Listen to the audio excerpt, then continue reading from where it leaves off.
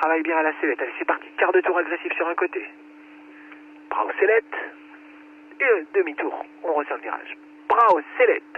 Sellette, sellette. Tape les freins. Tôt en avance. Ouais, t'es en retard. Tiens-la bien, tiens-la bien.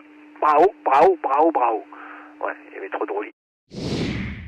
Cette semaine, notre pilote travaille les wing-overs. Il réalise son premier virage à droite, puis un deuxième virage sur le côté gauche. Arrivé au sommet de la ressource, le pilote doit relever les mains et transférer son poids à droite afin de permettre la remise à plat dans la prochaine phase d'accélération. Sur cette image, on voit que le pilote a penché légèrement la tête sur son côté droit, mais le bassin est resté beaucoup trop neutre sellette. Il n'y a pas assez d'action sellette.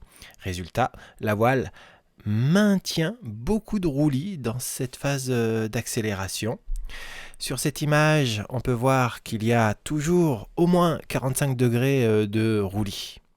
Il faut donc soit renoncer à la prochaine inversion à droite, soit déclencher les freins tôt, c'est-à-dire alors que la voile est toujours dans la phase d'accélération avec une assiette encore bien négative.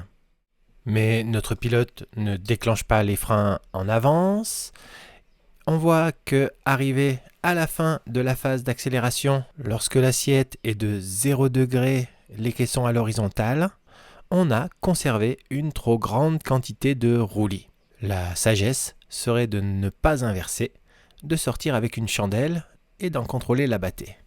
Mais notre pilote va déclencher son inversion, mais lorsque le pilote a récupéré son roulis, on peut voir qu'il est désormais très en retard en tangage et qu'il a amorcé sa ressource avec une assiette positive. Ceci va avoir comme conséquence de catapulter le pilote fortement en hauteur, alors que l'on manque de vitesse après seulement 2 virages. Pour rattraper ce manque de vitesse et ce ramollissement de la voile, le pilote devrait freiner fortement pour empêcher la fermeture. Mais on voit bien sur cette image que le pilote ne freine que très peu et même il va relever ses mains trop tôt alors qu'il est encore en ressource. La voile est donc sans contrôle au moment où elle est le plus fragile. La fermeture est assez spectaculaire, mais heureusement, la voile se regonfle très rapidement et sans autre complication. Revoici la scène au ralenti avec cette inversion tardive, ce manque de frein et ce relâcher trop tôt qui provoque cette grosse fermeture. Et revoici la scène à vitesse réelle.